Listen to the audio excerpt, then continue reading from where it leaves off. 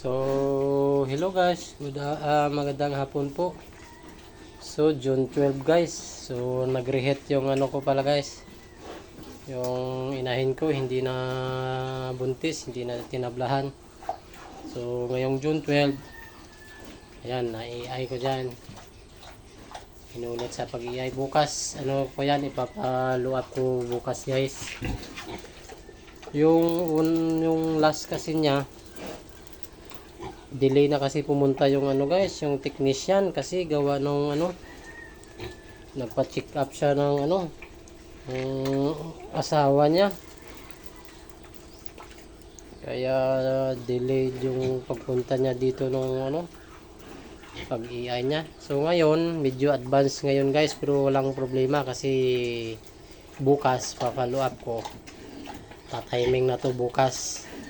Dapat nga nito, sabi ko sa kanya, maya-maya pa mga ano, alas 4 o alas 5, kaso pupunta siya sa pulo.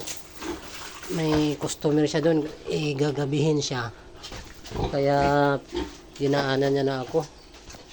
Alas 12:30. So ayan guys, namumula. So hindi pa gaanong mapula guys, bukas pa yan, pulang-pula na yan. So okay lang na advance ngayon ng konti, pero bukas saktong-sakto yan bukas guys. Ayan, tsaka medyo tumaba na nga guys medyo tumaba kasi pinapakain ko siya. Medyo maraming tubig yung napainom ko. Madali siyang tumaba guys kahit kunting feeds lang. So ito, babudget ko to. Gugutumin ko to guys para hindi tumaba. Para hindi siya tumaba ng todo. Budget ko to ng pagkain.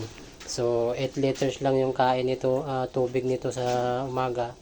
8 liters, hindi pala 8 liters, 4 liters pala guys, sorry.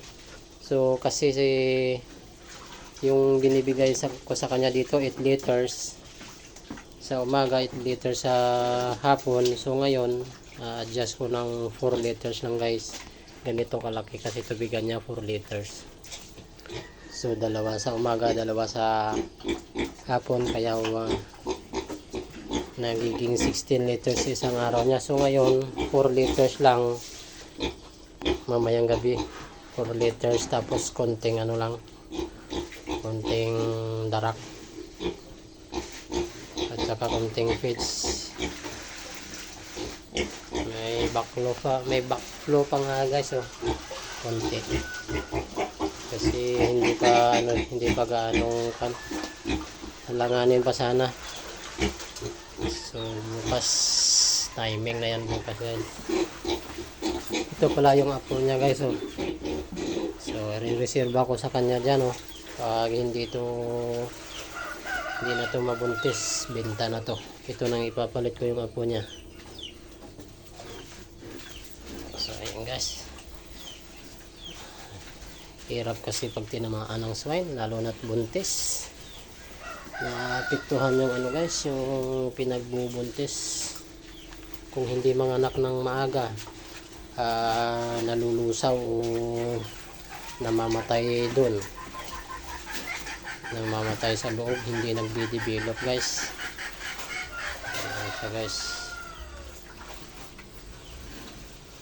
So, thank you pala guys. Update ko ako ulit pag mabuntis to talaga o hindi na, kasi nagka-problema sa kanyang pagbubuntis dati. Ilang beses na to na ng swine pero bagong panganak siya na na siya ng swine.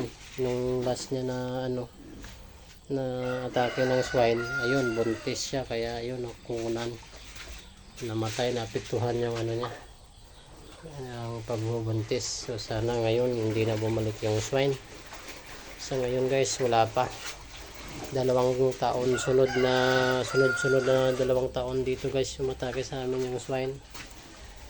Yung karne pala po dito, 380 po yung bawat kilo. Per kilo guys, 380. So, yung biik sa amin dito, 6K. 6K pinakamahal guys. Tapos, 5K yung pinakamura na yan guys. Ganito yung biik dito sa amin ngayon. Kilong walang swine, hanggang ano lang eh. Hanggang 2.5. So, ayun, times 2.